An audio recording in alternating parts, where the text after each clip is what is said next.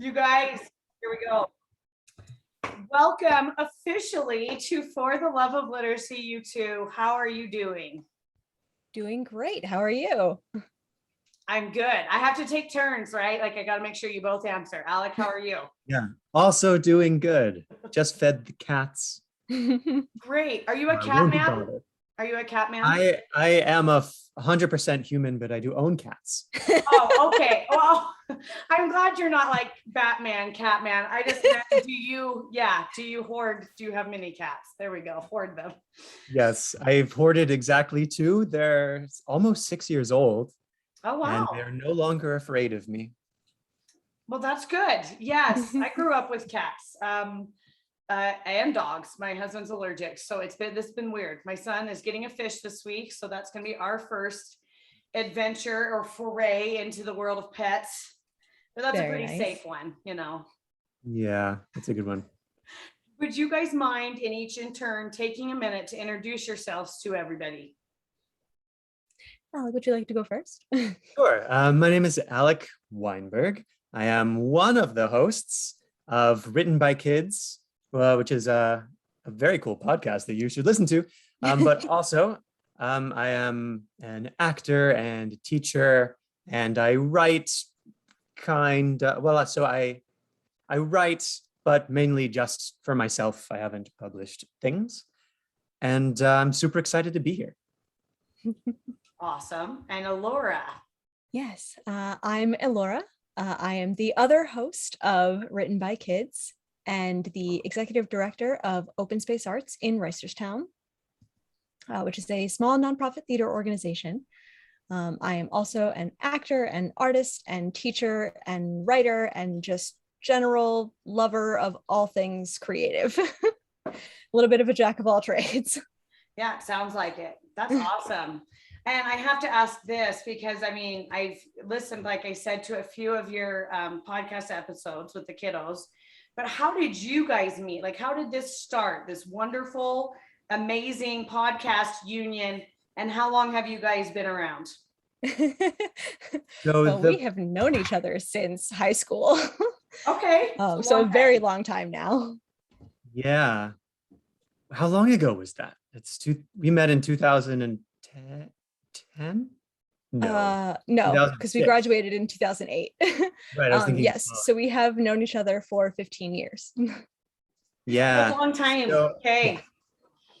So friends for 15 years, and like one of those immediate, like, oh, you're going to be one of my very best friends forever kind of friendships. Like you didn't have to grow on me, Elora.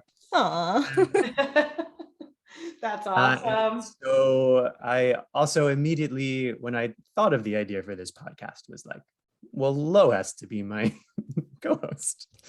Because we had also taught together at Open Space and done a lot of shows together, and we just already had like a good podcast. A good rapport. Good rapport, yes. That's a good word. That was actually a good word. I was either like good camaraderie, good rapport, either one. Yeah. All the above. Yes. But I thought of the idea for this podcast. Well, I stole the idea for this podcast from a wonderful nonprofit called Young Storytellers. And they're all over the country, and they do a very similar thing but it's live. And so they pair a mentor, an older adult person, with a young writer, and they have different age groups too. But they, I believe, always only write plays. So they're only in theater. And so then they'll invite the parents, they'll invite the friends after a number of weeks when the kids have written whatever they've written. They'll all gather and they'll hire or have volunteering professional actors to come perform these kids' plays. And I volunteered with them in California in 2017 or something, and just thought, oh, well, this should be broader and it should be easier and cheaper. And I can make this into a really fun thing, and I want to do it with Lo. So here we are. It's been almost exactly 1 year. Yeah, actually. Oh, congrats. No, that's a big deal to me, at least, because For the Love of Literacy started in June of last year. So it's been a little over a year, but when you hit that year mark, like you feel legit. Like, oh, I think I'm committed. I am doing this now. We're doing Yeah. this, you know? Yeah. It's no longer just a hobby. You have a year under your belt. You're like, okay, this is actually, I didn't just give up after, 3 episodes. Right. Which this is funny and not funny. My husband told me he was shocked that I went past 5 episodes. And I was like, come again? Since when have I given up on anything that I started? And he was like, well, it just seemed like a lot, which it is, it's crazy because that was before, I mean, I was writing, but if you're a writer, you're always writing, right? And so for really, it sounds like my son, for real, what happened is I had the book that I published, which came yesterday in the mail. That was like the best birthday present in the world because it Congratulations. wasn't until like this week. And it was like surreal, like seeing my name on the cover and like, seeing my illustrator's hard work paired with my words. It was just magical.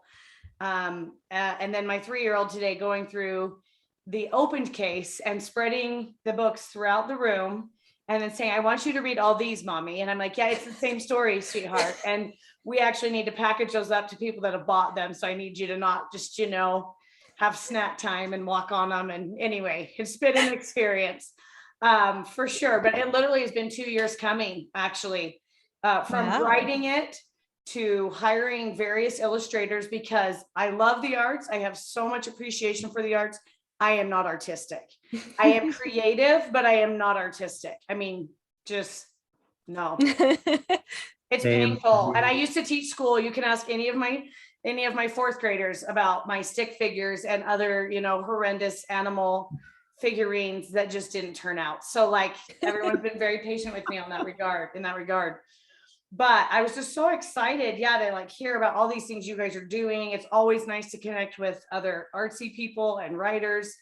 And oh my gosh, I just love that little kids are being encouraged to write and submit to your show. That's amazing. So I haven't heard of Young Storytellers. I've heard of Circle Round. And I think those are most of the stories performed are fables or like, like older stories generally, but it's still the same idea of like hiring actors and actresses to act out the story. And my son loves it. So like he's heard one of your episodes, but I think he's really going to enjoy it because it's like bite size too. It's like a nice short one that you get the story in. I think my favorites, what did I write? Okay. ABC Zoo by Neil. Oh, Neil. And Rise of the Ninja by, is it Tully? Can I just say about Neil? He comes to the interviews in a little bow tie and a vest. He's so cute. And I send them all the questions beforehand so they can prepare for the week. And Neil like writes essays for answers, and he's so articulate and smart. I can't believe he's only 6 years old. Yeah, I mean, he sounded super sharp. It's funny though. I mean, kids surprise us sometimes when they find a passion, even when they're younger. They really are passionate about it. Like they go for it. I feel like that's how it is. And the Tully's Rise of the Ninja, my son would tell. I mean, if he was a story writer, he loves Ninjago. It totally vibed with him. He's my Lego builder. He's an engineer. He loves mathematics and engineering, but he will sit down anytime I'm willing to read a story, and listen to a story. So we're still teaching him how to read. He's 4.5. But like I said, I really think he'll enjoy this because he's a very audio visual learner. So even though he won't be looking at a copy of the text, like listening to it in the car, he really loves that. Sister, the 3-year-old, no, she does not like to listen to anything except Frozen or music from Space Jam or something else. She's the musical one, I guess. But when there's music in the shows, then you kind of, you like try to ease her into it. And it's nice again that the show is like in these bite-sized portions, because then I feel like she'll be a little more like willing to listen. So tell me about that too. What did you guys decide on a specific like time that you wanted each story presented in, or is it just based on the writer and how long it takes? So part of it was when we started, we have like no built-in audience and no writers to start with. Yeah. So we're just, using what we got. And luckily, we have a friend with a very creative and outgoing son who wanted to write a story for us. And it happened to be like a perfect length, we were told afterwards. And we were like, oh, this is the perfect length we just learned by accident. Okay. Part of it is also like, I sort of assumed that what kids enjoyed writing most of the time would be the perfect length for them to both read and to write. Like I just assumed those would be similar, and turns out for us, at least most of the time, it is. We have gotten a few stories that are maybe twice as long as usual that we're going to do in 2 parts on a Saturday and a Sunday before the end of the year. There's one like very swords and sorcery. It's called Six-Tail Rise of Savan, Part 1. And Wow. Well, I mean, yeah, you got to like build up defeating a when you dragon can with and- the cliffhangers. Yeah. yeah. And then we were just so like we sort of found that by accident, and then we were told many times by parents who listen. I listen in the morning from the house to school, from the house to camp. Like it's that exact amount of car ride length long. Yeah. And we just happened upon it. It's very funny because I feel like that's sort of happening upon it is very fitting for us being theater people in general, of just you fake it till you make it, and we just happen to Yeah. hit it right. No, that's awesome. I just was curious because I'll be honest with you, I never had a set time for podcasts. I think the reason that I still am kind of just go with the flow as far as that goes is because it depends on the people I'm interviewing. It depends on what they share and what's relevant, because I also have the guests that will just wax eloquent and I'm like, okay, we need to like bring this back in. But in general, I tried to keep it to about 30 minutes because for those people that are on my commute or whatever, it may be maybe on the way to school, on the way back, whatever. I used to have like a 15-minute commute. So I was like, yeah, it's funny. As a podcaster, I realize I've only really been listening to podcasts for about 2 years. I still listen to audiobooks a fair amount too, but they've really just become a thing. So, I mean, it's a good thing to be going into right now. And I love, again, the young like aspect of your show. And do you guys typically, because I've only gone so far, I haven't listened to everything. Do you typically interview younger authors and audience members, or do you like bringing on authors who write for children? Do you kind of try to balance it, or what does it look like? So we have what's a good answer to that? We sort of Sorry. we Go, Laura. predominantly interview our like submitters. So we have the kids who have written for us. We tend to ask them questions about their work and how they write and all that stuff. We have had one published children's book author on the show thus far.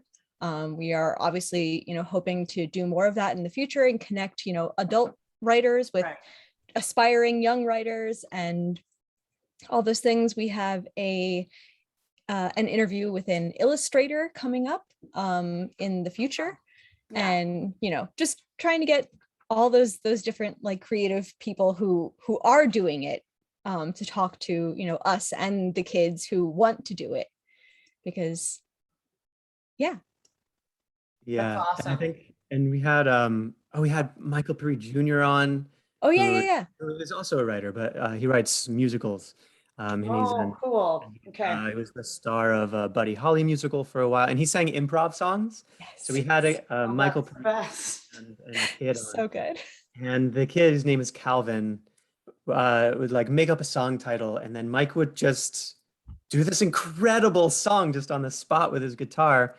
And so I think we were trying to have a variety of artists on as special guests, because a lot of the kids who submit writing may not be writers or very serious about writing, but they wrote something and they're creative and they like drawing or they are something else. And I think to connect them with just artists in general, I think is a lot of the goal of special guests. Yeah, that's cool. I need to, I interviewed a very talented young lady named Holly. I believe she's 8 or 9. She wrote a chapter book. So she came on my show last season and I was blown away because even at her age, I was writing. Oh, I was writing. I was always writing in school and stuff. But like writing a chapter book, I mean, her mom helped her like with the dictation and stuff, but like it was completely 100% that girl's brain, writing the book. And yeah, I should actually connect you guys sometime. That would be kind of fun. But I was going to That would be ask, awesome. yeah, how can families and or authors submit their stories to be performed on your podcast? And is it free for them to do that? It is indeed free, and you can go to moonhouse.org/submit. We do this bit so frequently. It's moonhouse.org/submit. /submit. Okay. Nice and easy. That is easy. Fill out the form, attach your writing, boom, done. Nice. Okay, that'll go in the show notes for sure. That's valuable information. Okay. This is kind of random and it's just my brain processing like what you do and how neat it is. It is We unique. thrive on random. Great. There's so many. Match made. Here we go. So is it difficult to find actors and actresses to read the parts or tell the stories that you get submitted to you? No, because we both were acting for a long time. And I went to undergrad for acting and then grad school for acting. So I happen to know a lot of professional actors. Yeah.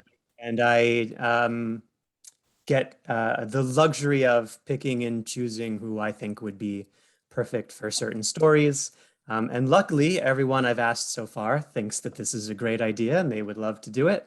And so far, they've all done an excellent job. Nice. Well, that's really nice to have those connections and to, not have to like rely on the same, 5 voices for all these different stories that you're getting submitted. So that's really cool. Not that that's because I think you're both very talented. I can already tell from the way that you speak that you're confident and comfortable doing all kinds of things. But it's just nice, to have like a little bit of a range just to choose from, because I'm sure you get all kinds of stories, all kinds of noises, animal sounds, I saw on your pod match, Alec, you had mentioned kind of talking about the difference between accent and dialect. And I thought that would be fun to talk about for a minute because let's do it. I know. Yeah. And I would love for you to even do impressions. First of all, I just need to put this disclaimer out there. I love British and Australian accents. And when I talk to people on my show that are from there, I literally start trying to talk like them because I idolize it so much.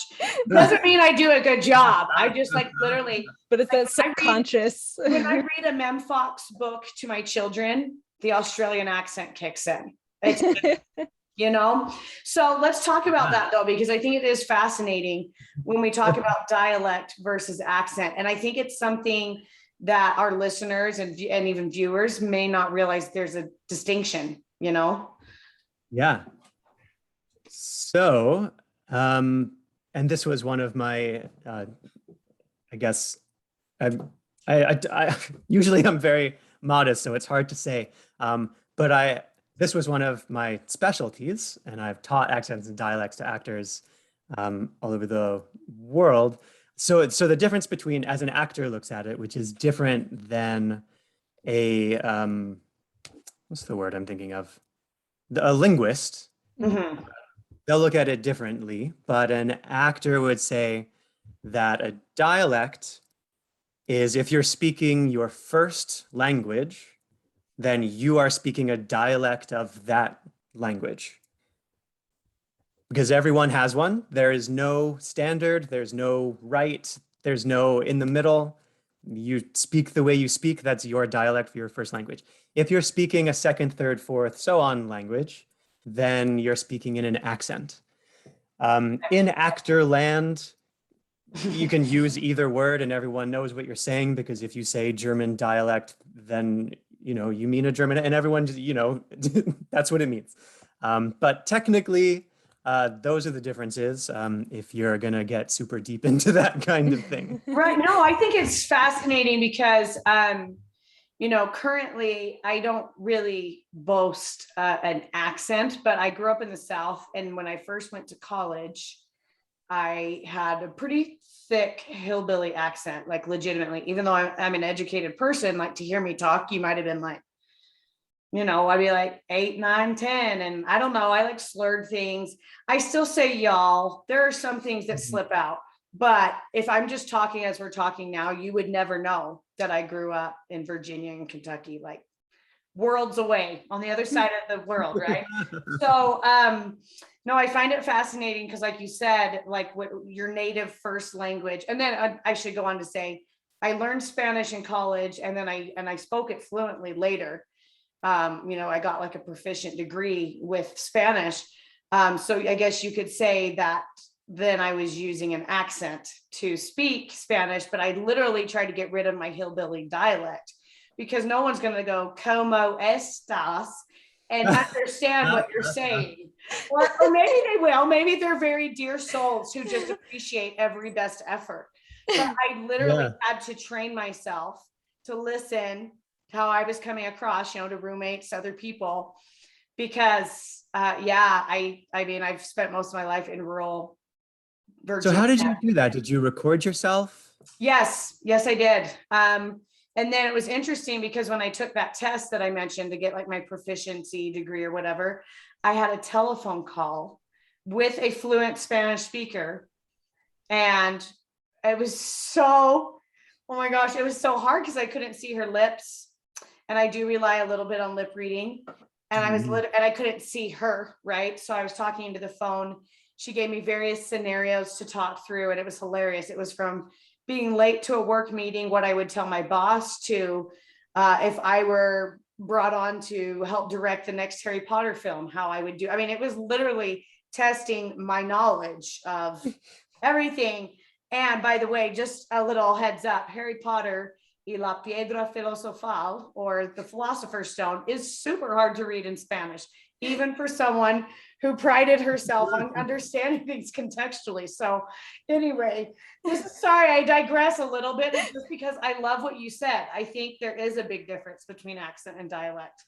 I know that when I speak And Spanish, what you were saying about like speaking Spanish in your original, like in an accent in your dialect, yes, is gonna what I'm about to say is gonna seem like an obvious thing, but I don't think a lot of people have really thought about it because they don't study it.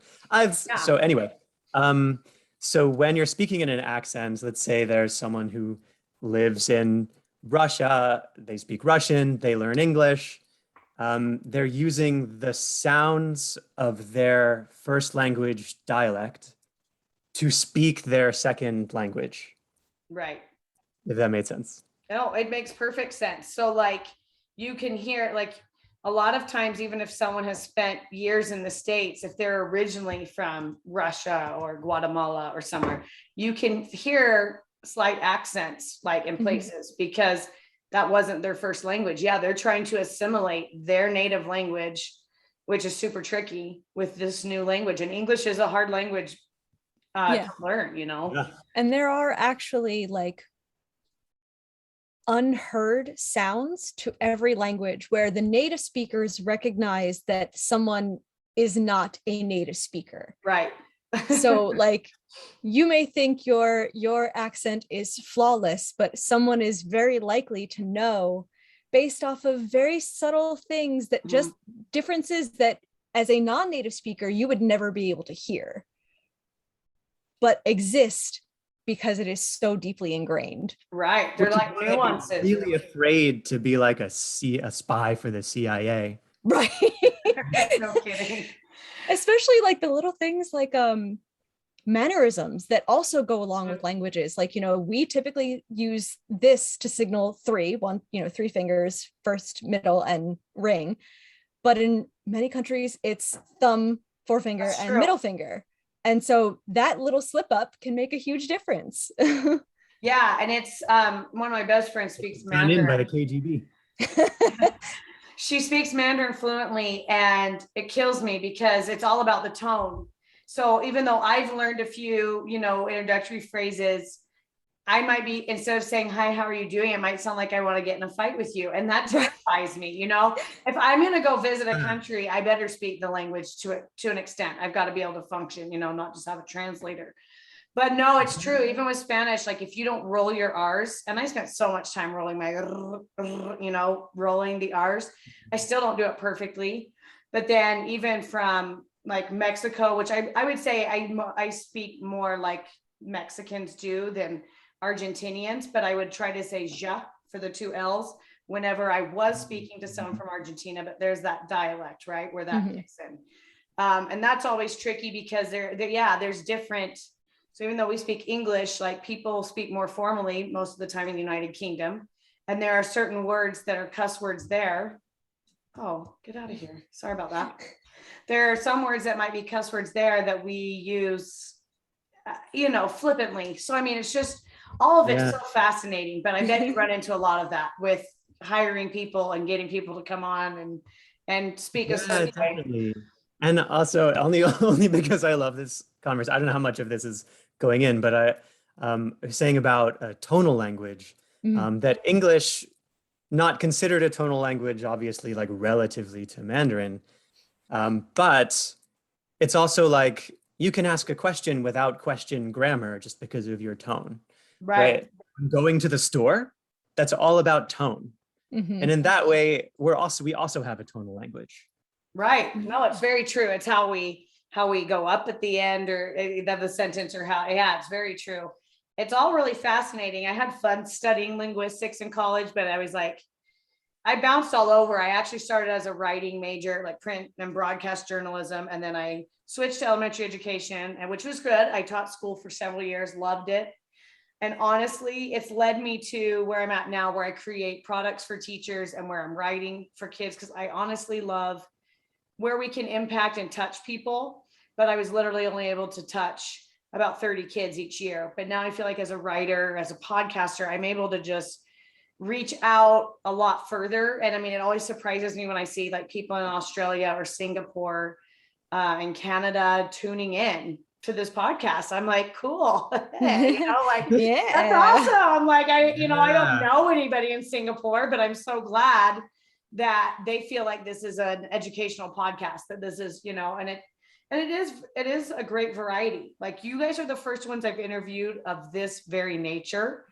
I think you're really only the fourth, and this is probably around 40 or 50 episodes, but the fourth podcasters that I've interviewed, like other fellow podcasters. Cool. So I think that makes it cool too. I think it, you know, adds a lot to it, but there's just so much cool going on with what you guys are doing and who you're making your podcast for, that I was just really glad you reached out, because I was like, oh man, we gotta talk. And speaking of like having credibility after 1 year, I had emailed a lot of people when we first started, just like, hey, we're starting this thing. And I'm sure they read it and went, yeah, you'll be done after 3 episodes. Yeah. They all had their husband, same mentality. After a year, we get all of these responses. Like we're having, I don't know how many listeners know of him, but we're lucky enough and he's generous enough. This illustrator named Koji Minami, or also known as Koji the Illustrator, has agreed to come do an interview with us. And he's like this big famous dude. Yeah. And he was like, yeah, I'd love to. And we were just like so surprised. Yeah. That's the best though, because I feel like, you know, I feel like there is like this filter where you like want to just like be inclusive and have like everybody on your show. But then like in my case, if there's like no connection to literacy, then I'm like, it's kind of hard to be called for the love of literacy and then not talking about literacy. Not have literacy involved. So like, bless your heart, you know, because I've even had people who are like, I wrote a book, but then they don't want to talk about their book. So I'm like, well, but okay. What? I mean, I'm happy to talk about life with you, but maybe in a different setting, like not on my podcast, because I want other writers to gain tips, or I want other, you know, I've talked to a handful of life coaches. Like I want people to get good ideas, or people that work with teachers that are literacy coaches or whatever. Like I was like, it's always kind of connected to that. So if you read my, you know, my description, who I'm looking for, if you see my podcast title and you're still wanting, there is a funnel. So you guys definitely made the cut, but it's always hard because I'm like, I shouldn't have to like keep bringing it back to literacy and learning and linguistics. If you're really here, to talk about that stuff. So thankfully you are.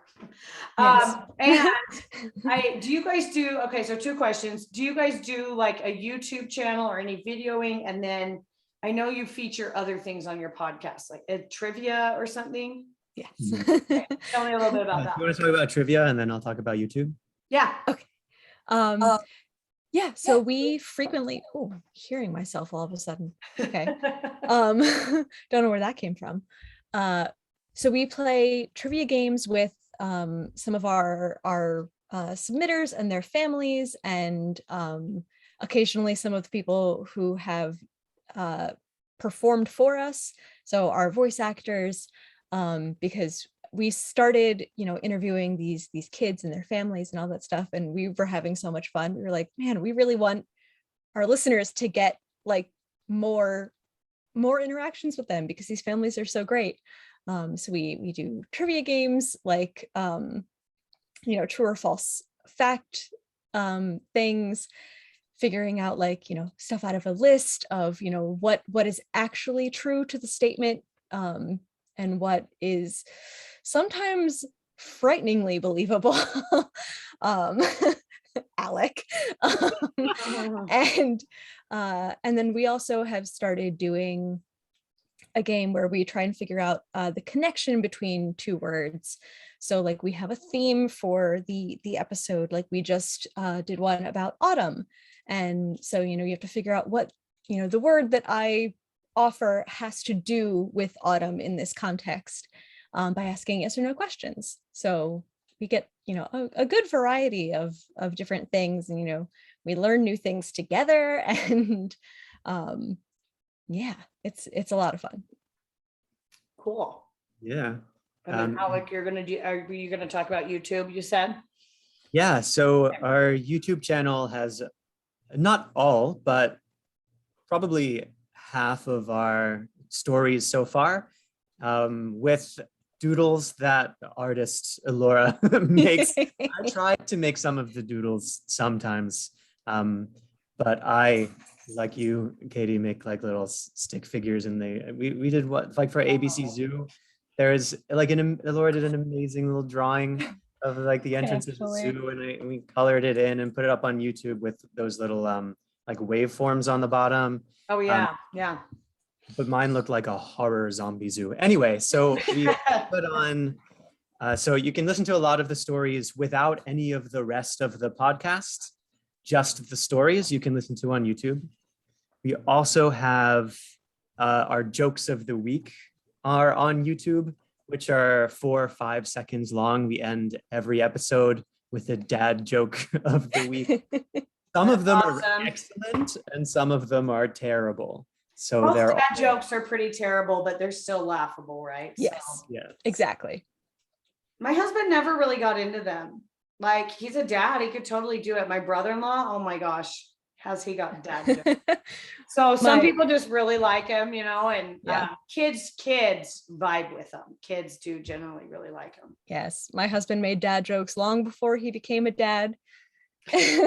And now, as he is sitting over there, and now, I was talking about your dad jokes.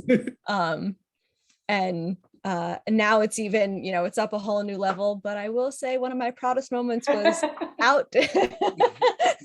Now you give us the eye. Yeah. Oh, sit down.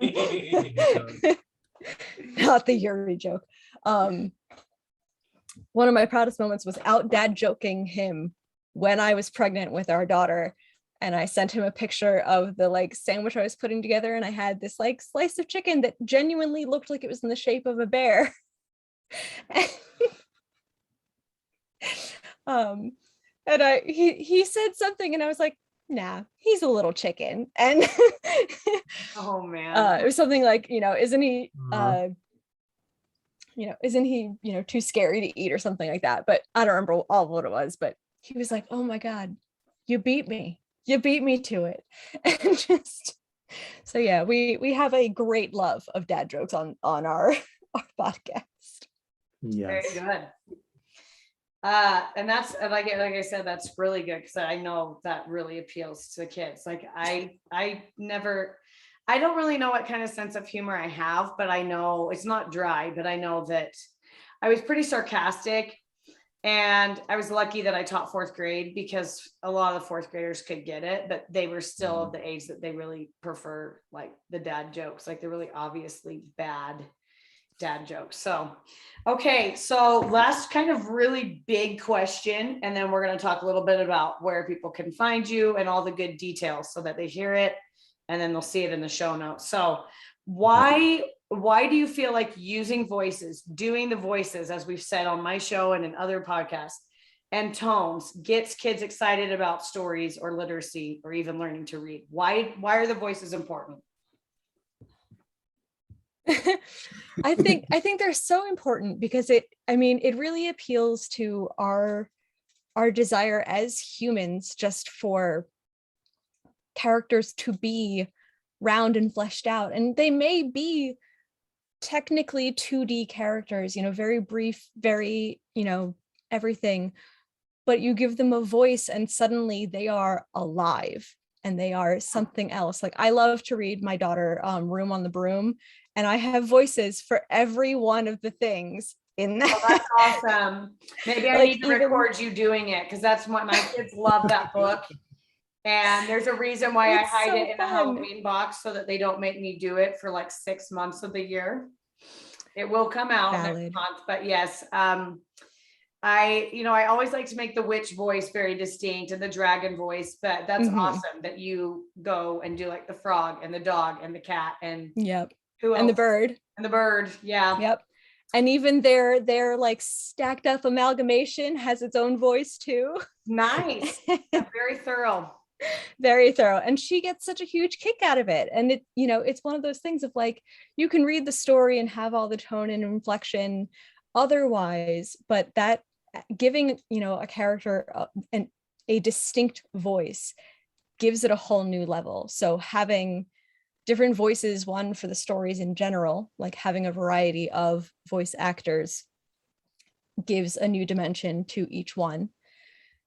But then the actors doing voices for the different characters helps, when there isn't something to look at on a page, there isn't, illustrations or anything like that. It helps define one character to the next. And, that's what we as actors rely a lot on is mannerisms and voice work and stuff like that to distinguish characters from ourselves and from one another, because it just, everything needs layers. Everything needs that complexity.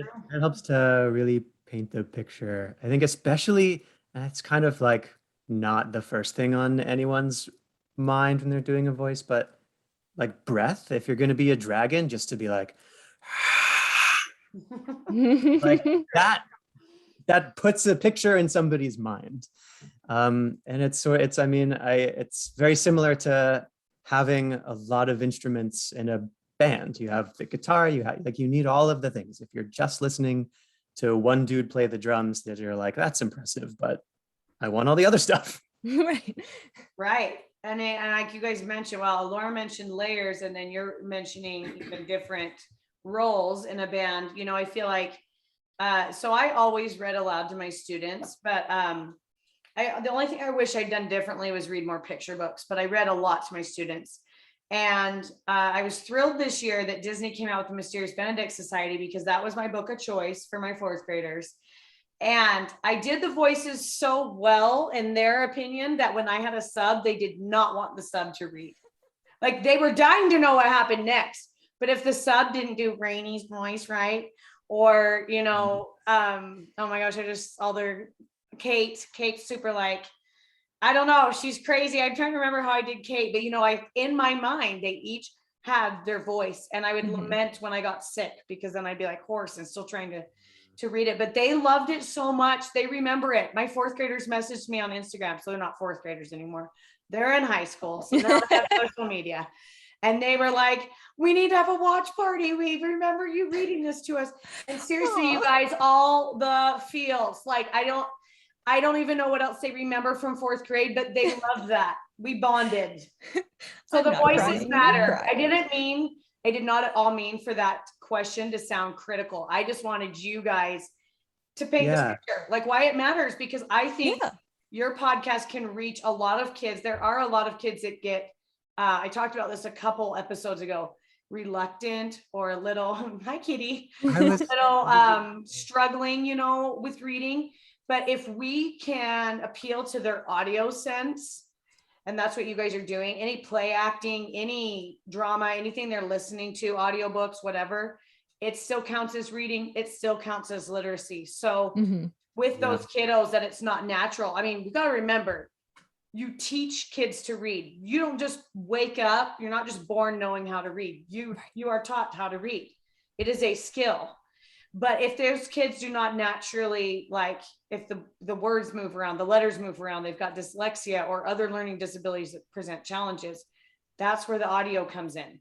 And when kids are young, all the way up through, I think it's 7th grade, they can listen to several grade levels above their actual comprehension level. You can't always read above your comprehension level, but you can listen. So again, like that's, the beauty of what you guys are doing and other podcasts that focus on bringing stories to life is just, as a former teacher, I tell you this, and tutor, it's just, bless you, because it's so important. It's really important for those kids. And probably fun. It's probably fun for you guys. It is absolutely fun. I was listening to your Reluctant Readers episode, and I was like, man, I guess I'm still a reluctant reader. I was like, I do all these things. I put the book where I can see it. I read out loud to myself. I read everything in a British accent, so it's more interesting. Right? You know what? And that's, no, you're so spot on. It literally, like, everybody is at least born with a predisposition, perhaps, to like certain subjects more, you know, like it still surprises me that sometimes my students thought math was my favorite subject. I was like, guys, I struggled with math. I was like, I've learned how to be a good teacher because I was the kid that always needed the teacher's help, you know, but I was like, no, I absolutely detest math. I like word problems because there's literacy involved. Other than that, because there's words. Right. So it's so neat how different all of us are and how we have different things to offer. But like you said, Alec, those were tips that I kind of threw out there, but they don't work for everyone because some people are just predisposed to be more into the audio part or more into the math or more into the engineering.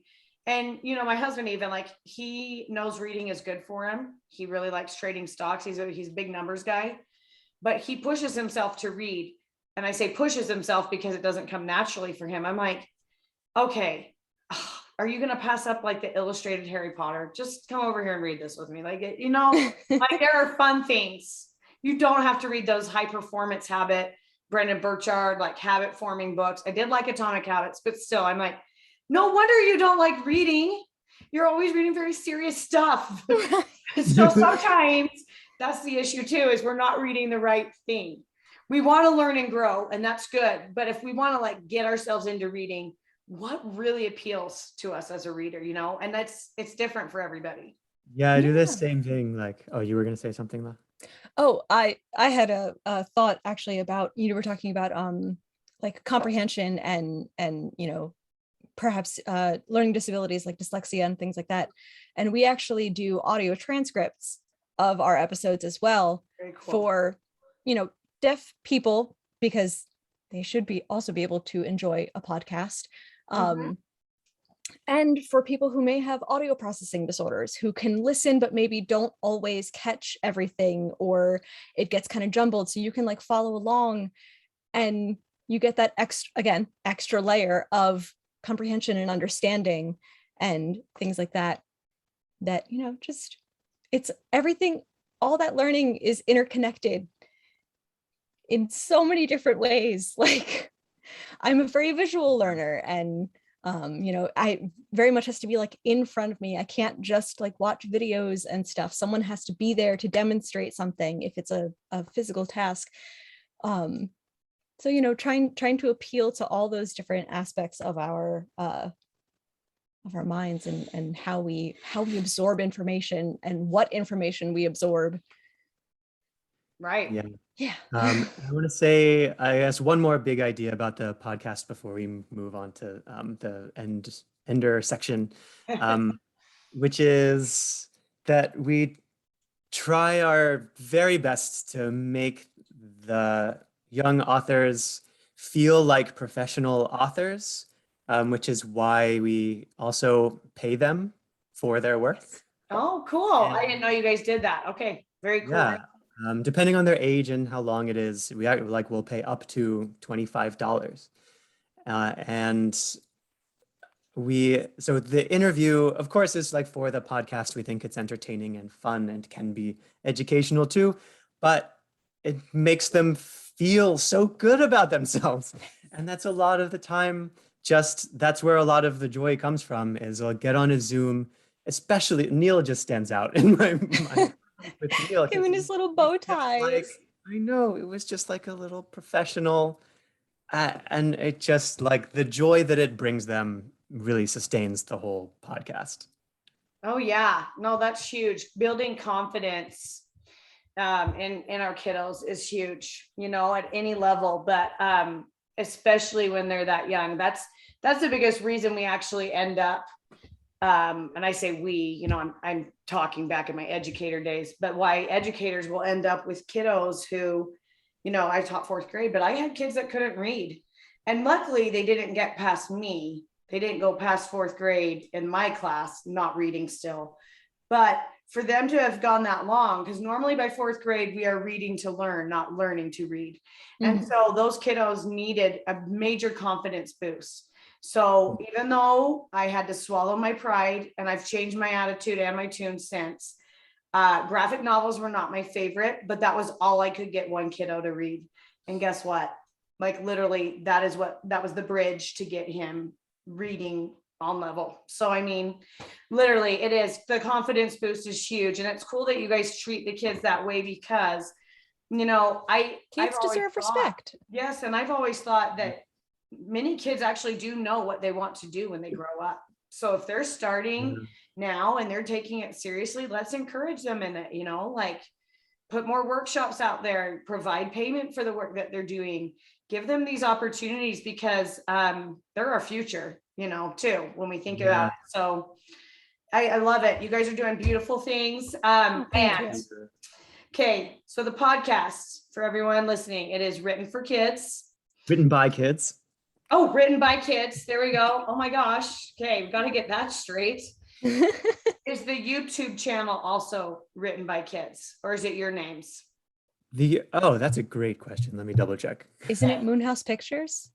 I think it's Moonhouse Pictures, because originally we were going to make. We were going to turn kids' stories into films. We were going to do short films cool. originally. Yeah. Hey, I love it. Yeah. And then, pandemic. So we switched gears.